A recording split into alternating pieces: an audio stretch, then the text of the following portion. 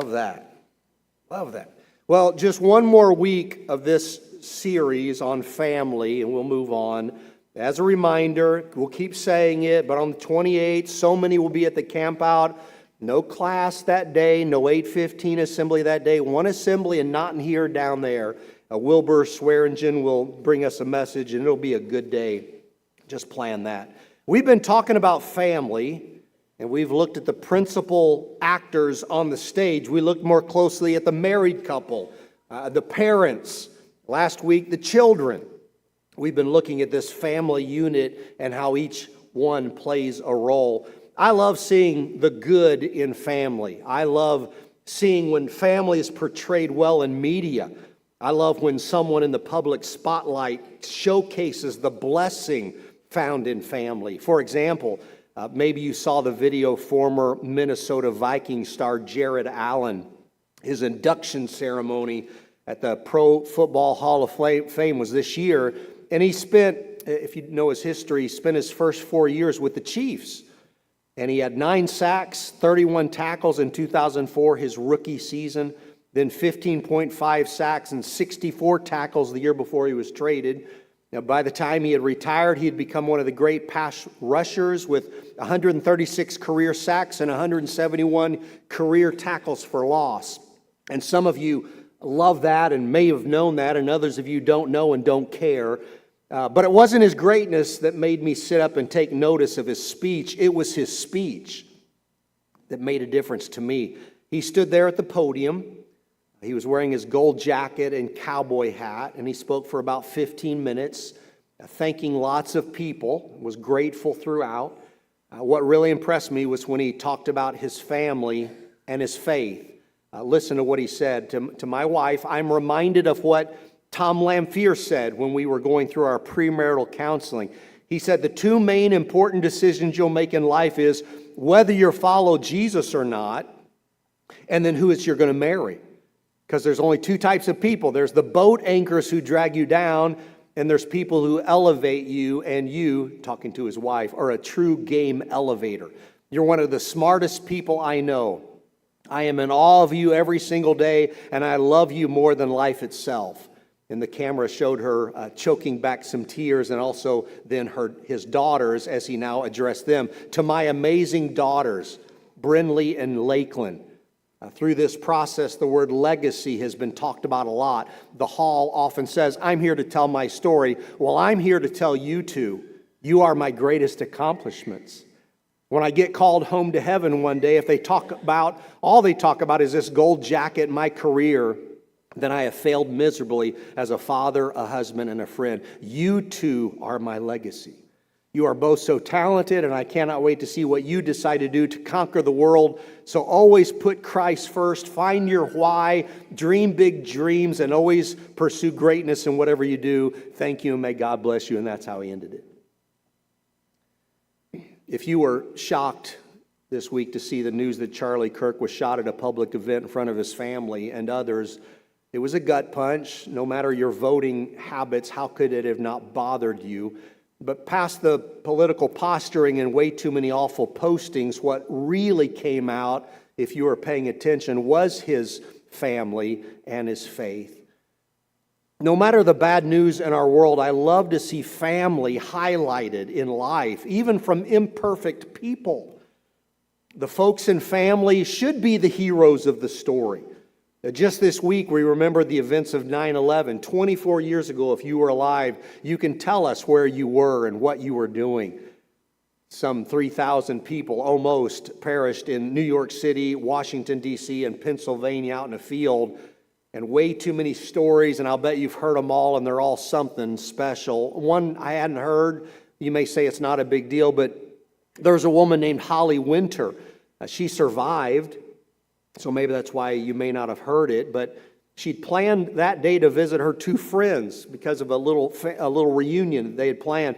She was supposed to meet at the Twin Towers to see those college friends and have a sweet reunion, but her mother decided, who was in upstate New York, that she would visit her on that day, and she wouldn't budge. She's trying to get her to change the day since she was retired, but she's a little stubborn. So she would see her mother that day, miss the reunion with her friends, and whether she knew it or not, or appreciated it or not at the day, her mother saved her life. She talked about how she called her friends that morning. They were having a good time. And she said, I hung up so that they could enjoy the visit without keeping me on the phone, and I lost both of them. Family is important. You should know that. There are times when family is exactly what we need, whether we know it or not. And sometimes they literally save our lives. Family is a gift from God, and I hope you appreciate them. There's a reason why moms and dads and kids get the most attention. But today I want to pull back the curtain on stage just a little more and show you a little more of the family. The spotlight doesn't always get to some of these folks, but they should get a little recognition. If you've been to a play or a musical on stage and it's a big production, then usually at the end, the actors all come out and take their bows as the applause of the crowd really appreciates it and starts growing. The smaller roles come out first. They take their bows as the music plays. They walk to the front of the stage, and each group then behind them in bigger and bigger roles come out to take a bow, and the cheers get louder and louder until it's the stars of the show who are out there in the front taking the biggest bows. And then all of them together, as the whole stage is now filled, if it's a big production, they all start giving their gestures to the other folks that you didn't see, up maybe in the sound booth, the light crew. Maybe it's the folks in the orchestra pit, maybe behind the scenes, the cast, the stage hands, the folks that you never knew existed, but they made it successful that night. In life, the immediate family gets the spotlight most of the time, as well they should, but there are plenty of other folks that play really crucial roles, whether you noticed it or not. You might say it's minor. I would like to disagree. Today, maybe we'll see the extended family as stage crew, helping, stepping in for a moment, working in the shadows, in the darkness, but stepping in for a moment as the scene changes, and it is much appreciated if you just knew how much they did. On the website Cafe Mom, Katie MD told her story, and it's a disturbing story. She begins with these words: other children had dolls, dump trucks, and wooden rocking horses in their childhood, and for me, well, I had a padlock on my door, not to keep anyone out, but to keep me in, away from the bathroom, away from the kitchen. I was put away, locked away, actually. I'm locked in my bedroom where urine soaked the corner bedroom floor, where endless hours passed and not much, and no matter how much I cried to be let out, no one was coming. She goes on to tell more, but she also tells about the day that changed everything. She was supposed to go to the movie that day.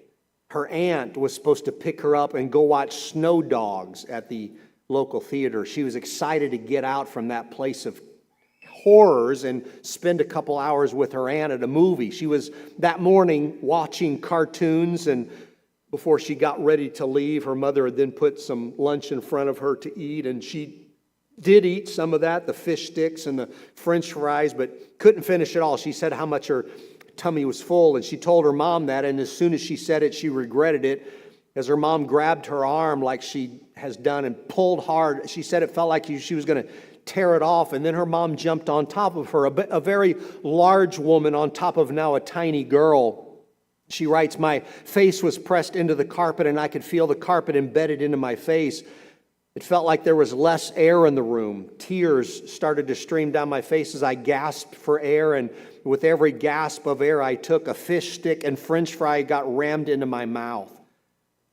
She felt like she was going to die that day, mouth stuffed with food that she didn't want and lungs that couldn't get enough air that she needed. But then this, she writes, a single knock came at the front door.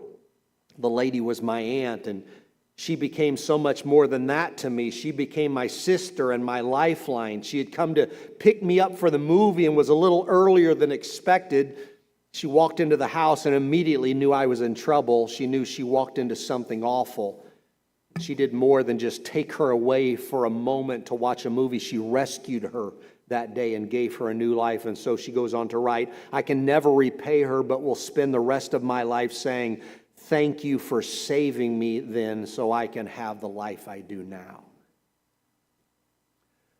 I didn't grow up in a house like that. I hope you didn't, but maybe some did.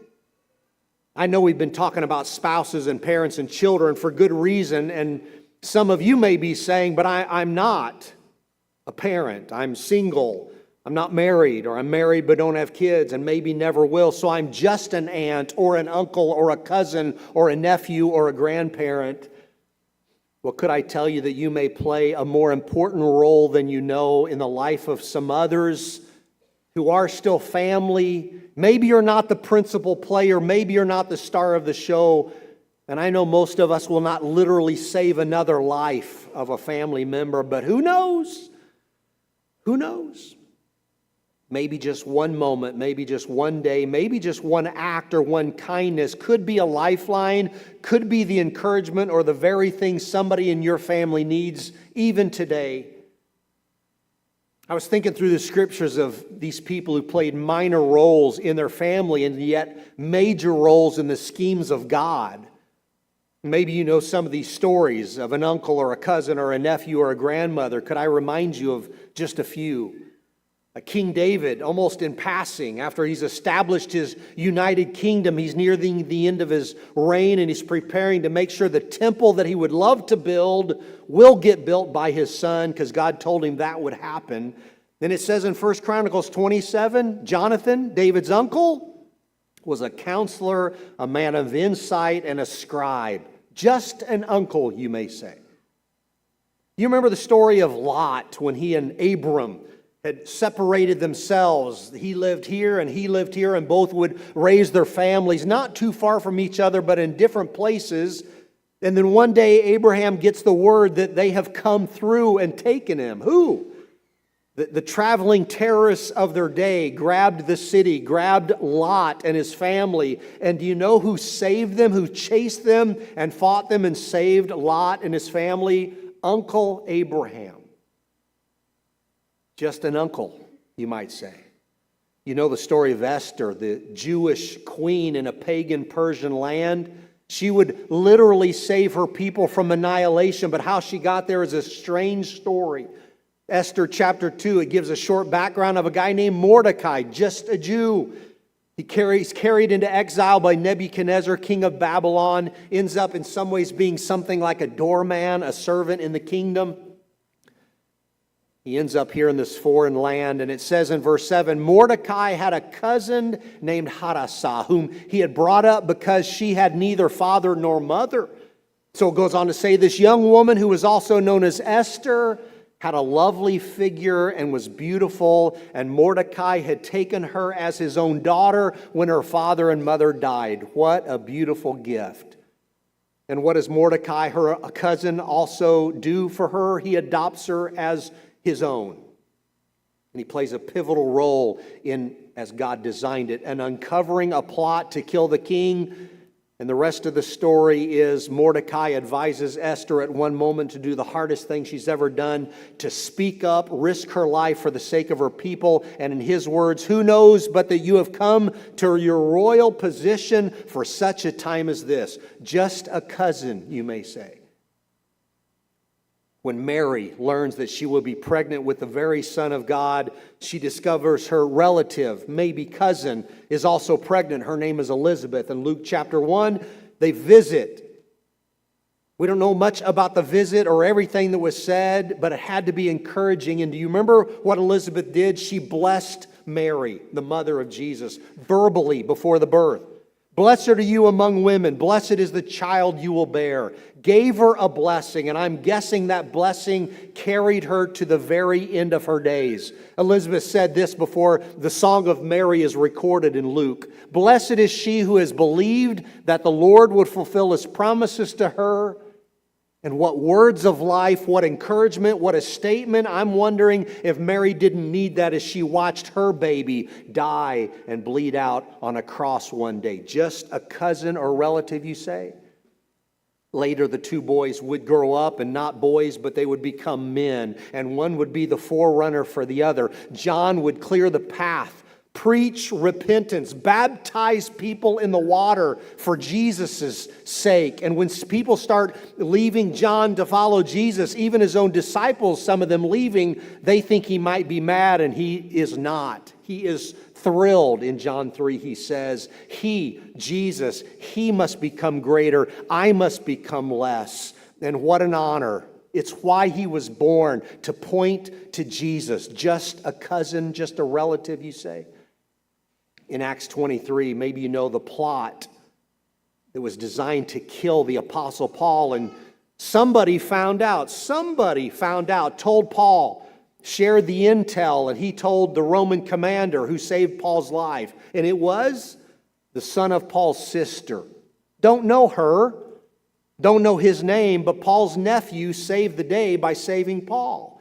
And I wonder if they could have killed Paul, what we would not know about God, what we would not have heard, what we have not read. Not that God would have let that happen, but a nephew saves the day. Just a nephew. Sometimes you are rescued. Sometimes we are saved physically by a relative who steps in at just the right time. But sometimes it's not so much the physical, it's the spiritual, which is the most important part. As Paul writes to the young evangelist Timothy and pays him this generational compliment in 2 Timothy 1. I'm reminded, he writes to Timothy, I'm reminded of your sincere faith, which first lived in your grandmother Lois and now in your mother Eunice, and I'm persuaded lives in you also. Maybe you are blessed like me to have a mother of great faith, but that faith first resided in my grandmother's. Some of you sitting here today may think you are not that big of a deal in your family because you're not the parents, you're the grandparents. Maybe you don't see the family often. Maybe you are a niece or a nephew, an uncle or an aunt. Maybe you say, I do so little. But maybe we don't appreciate each other and the larger role we play until something happens. In the book Fantastic Families, it's a New York father who said, I had a disturbing experience when I was 43 years old. I lost a battle with a hepatitis bug and was confined at home for several months to recuperate.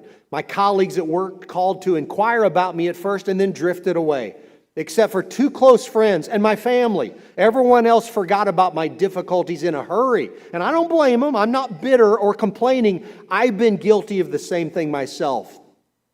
What the experience did was make me realize which people are truly important to me.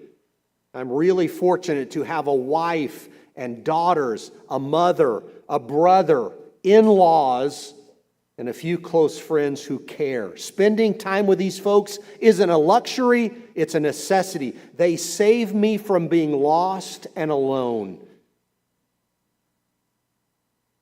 Your own immediate family may be great or awful, I don't know, but I hope you know the larger blessing of having a larger extended family and the times when they have blessed you, even just for a moment.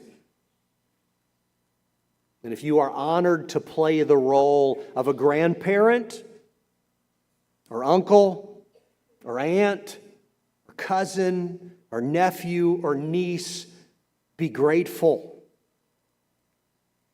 I know there's some stories even among us here where those minor roles are played in a major way, as maybe as a grandparent you are raising children all over again. In the home or from afar, whatever you are doing, God bless you. God bless you. And if you have a family like that, where these different people in your family step in and maybe save your life, but more than likely just bless your soul, then be grateful. We started with a disturbing story of a young lady who was saved by her aunt. I wanted to end with the words of a girl who is now grown and is thankful for her aunt. You don't have to know the whole story. The girl's name is Danny. She's a woman, but her view from home sight. It says, she said these words, whether it's her acts of kindness, her quiet resilience, or her unconditional support for others, my aunt is a true inspiration. I hope to become at least half the person she is, a person of faith, love, and selflessness. Someday, if things go as they usually do, you will be put into a casket, and your life here will be over. Maybe it'll be a small box holding your ashes. I don't know. But there will be people who will gather around there, and a lot of them will be related to you or like family to you. It'll happen if you live long enough for your family to see you on that day. It'll happen. And I hope on that day, maybe someone in your family would say, maybe she was just an aunt. Maybe he was just an uncle. Maybe this is my cousin, my niece, my nephew, my grandparent, but I would be honored if I could be half the person you have been, a person of faith and love and selflessness. God bless you for whatever title you wear and whatever role you play in the family. The title that is best, just so you know, is not aunt or uncle, cousin or grandparent. The greatest role or title or part to play is not a game. It is the highest of honors, the highest of callings, the greatest thing you could ever be called, a child of God, a Christian, a disciple of Jesus, a temple of the Holy Spirit. There is no greater, higher, wonderful role than that. And I'll just ask you, are you that? Let's stand and sing. Come if you need to. Faithful love.